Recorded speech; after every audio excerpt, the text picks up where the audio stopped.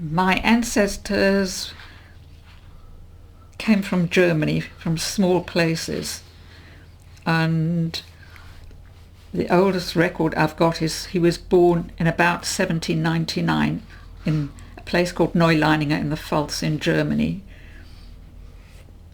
and his wife was born in 1792, also in the Pfalz but a different village. They had 4 children, 3 boys and 1 girl. And Gunther and I share these grandparents. And Gunther wrote about himself. He was born in Cologne in 1928. I was born in 1928 when World War II started. I was just 11 years old. And what made me different was the simple fact that my mother Alice was Jewish and my father was not.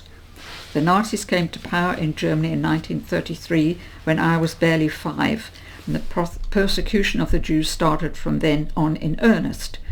The Nazis passed one law after another to establish their race theory, and so it happened that in 1934 they passed a lot which would deal with mixed marriages. Under that law I became a Mischling, first degree, that is, 1 Jewish parent, 1 Aryan parent. Now, if I would have been registered to also have been brought up in the Jewish faith, that would have earmarked you as a Geltungsjude, a word hard to translate but meaning that they would count you as a Jew. My mother saw this law in the making and decided it would be better if her 2 children, I have an older sister, would be baptized and become Catholics. That to many Jews will have been a very distasteful thing to do, but as religion played no real part in our lives, my mother decided it was wise to go down that route. Can we show the picture of Gunther? He's actually quite a character. Yes, you can say that again.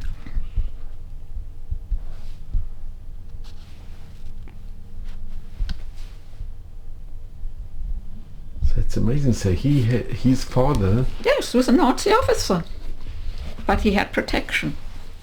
Of course, the father was a Nazi officer. And you got on well? Yes, he was exceedingly... His wife was lovely. She was Jewish. She was born in London. And funny enough, I had a book, I still have it, about her family, but I didn't realize it until this book was compiled, and I met her, and she mentioned that book. I said, but I've got that book. And there she was. She was really delightful. And she died, it says here, motor neurone disease. Can we show the picture?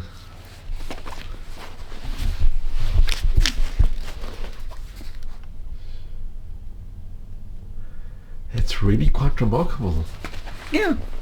Yes. Yeah. So that's on my father's side of the family. And he said to me, if you ever meet anyone with that name, we're all related. That is to say, tuteur. Tuteur. Tuteur. Yeah. Although, I found this guy living in Boston. Michael Tuteur. Michael. And we then had a discussion about it, and Gunther was there as well. And we went to Winnweiler, this village in Germany, to find the graves of the ancestors. We did that. There were about a group of 17, because some of them came, one couple came from Manchester. And funny enough, about a month ago, we were at a Holocaust Education Trust dinner. It's a fundraising thing, but they put a survivor with other people, and it so happened that the fellow sitting next to me, or the rest of the table, they were all from Manchester.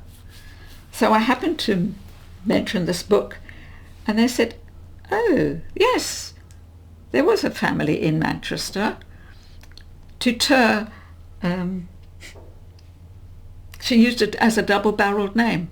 So she kept on the tuteur as well as her married name. And so my father told me that. So I got in touch with this guy, and then there was this couple from Manchester.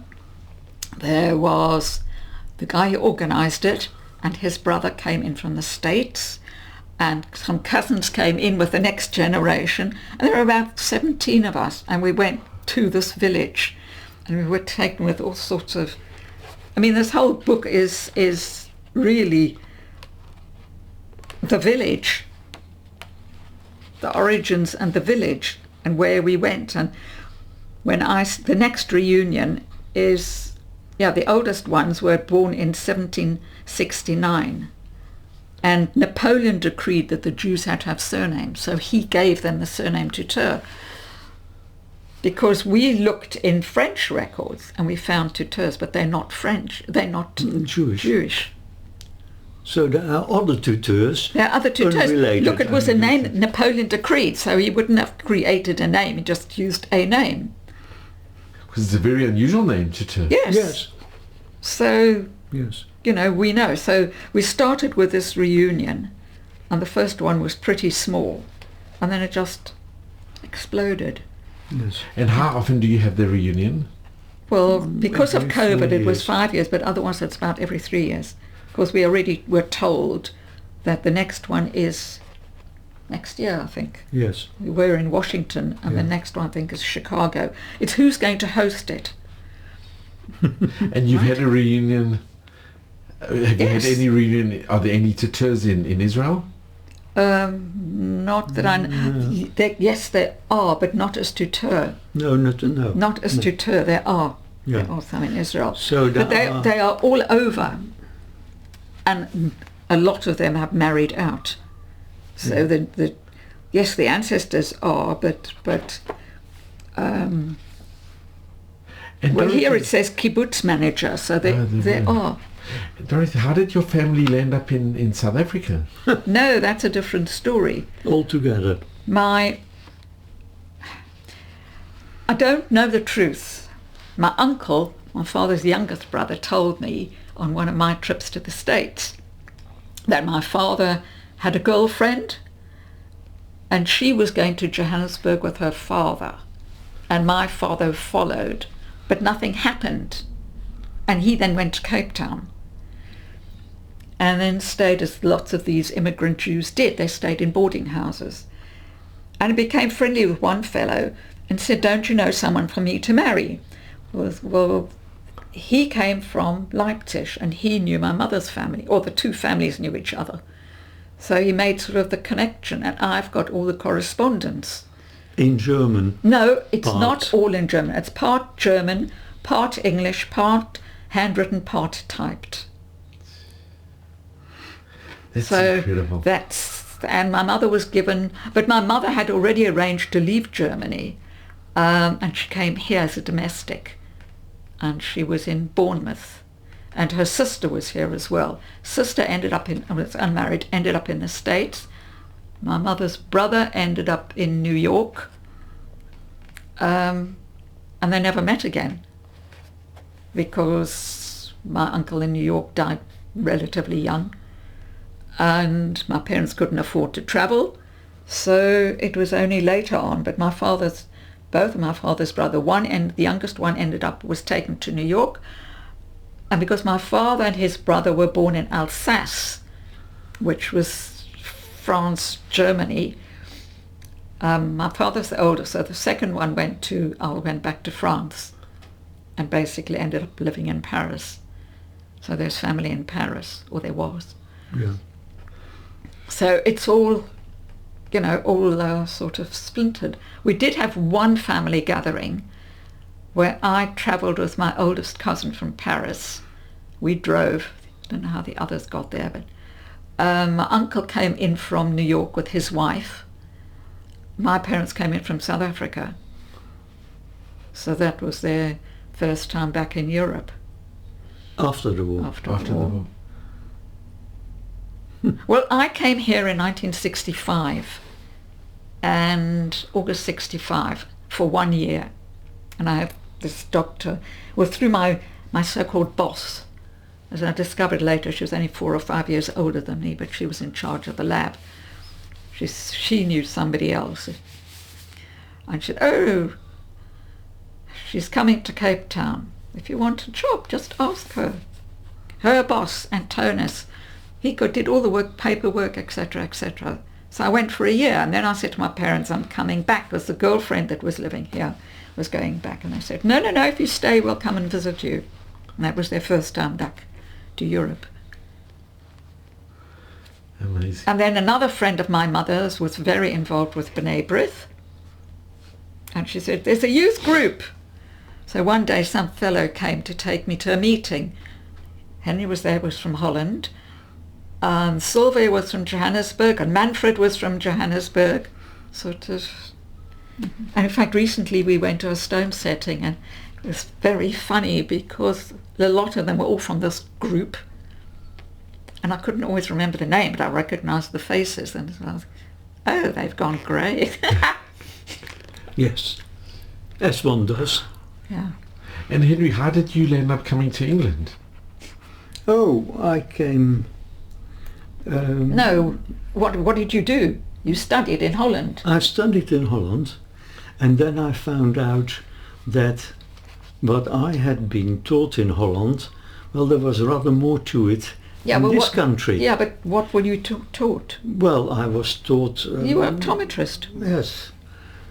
So this was before optometry came into being. And so when I found out about optometry, I said to my parents, well, it's very interesting, and can you afford to let me study in London? They could, fortunately. And so, well, the long and the short of it is that I'm still here. And your parents remained in Holland? Or Yes, did they, yes. That they would come and visit you? No, they stayed in Holland. Then my father died, and I said to my mother, well, perhaps we can share a flat. So that is what we did. So we lived in Finchley, and well, my mother looked after me, and I studied, and eventually she found a much nicer flat than where we were, and so we moved to a much nicer flat there, and stayed there for quite a while. And then there were all sorts of complications, and I ended up in Stanmore, and then we got together, and we are still in Stanmore. It's wonderful.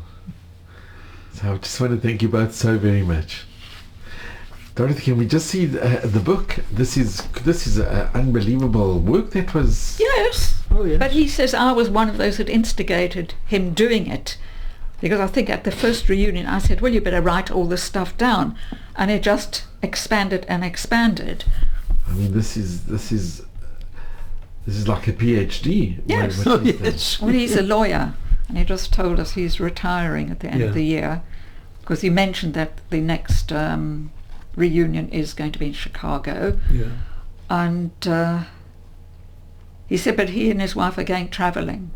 They're going to New Zealand. So I said, well, if you want to find another tutor, my brother's in Australia. We're all over, because they discovered a whole lot living in South America. Wow. Yes. So it's literally, well, he's created this. This is amazing. And That's where they are. This is a collage of all family members. Yes. From all over the world. Yeah, from all over the world. This is amazing. You've been in South America? Yeah. Oh, yeah. And I think actually, I know Gunther's very friendly with him, but why? It's possibly the same. Well, the South American ones, we've met, where they came with 3 generations. Yes. The grandchildren, they took the grandparents along because they were pushing 2 prams. Sure. So the grandparents had to come along and help. This is incredible. But Gunther's story is something else. And Gunther, he's still, he's... you in Oh touch with yes, him? his wife died. I mean, she was really nice. But Yes. Gunther had a big mouth. Gunther told us all sorts of stories which you can take with a pinch of salt. But they did have a holiday home in Antigua. And when his wife died, she died here. Well, they were friendly with the neighbour. And that couple, the husband got shot on the balcony of the property, or the veranda of the property. So he then married that woman. And as far as we know, he might still have his London home, but he's residing in Germany with her. What is I mean, it's like, Yes. in a way, crazy, but his story is... Yeah. It is not something that you can imagine. It's you couldn't even make it up. No, you The can't. truth make is it up. more No. Yeah. real than fiction. It's Yeah. it's incredible. Yeah. Well, thank you both very, very much. Pleasure. Right. Happy, that's me. Right. These are our two sons. That's Joel and that's Mark. Mark, of course, Mark is in the Philippines. currently living in the Philippines, doing deep sea diving. He's in computing big time. That's his wife, Donna, and she runs her own employment business And they live here in the UK? in Bushi, 10 minutes up the road. And these are their two children. That's Jonathan and Dunya. Oh, that's wonderful. But there was a Holocaust-related exhibition and all these pictures were taken and you were allocated a photographer. And this guy turned up on a Sunday lunchtime. And it was like, oh, I'll have to sort out some food. But we spent an hour in the garden having these photographs taken, and at the end he said, that's the one that went into the exhibition and was at the Imperial War Museum. It's a beautiful picture. It was some of the pictures are nicer than others, but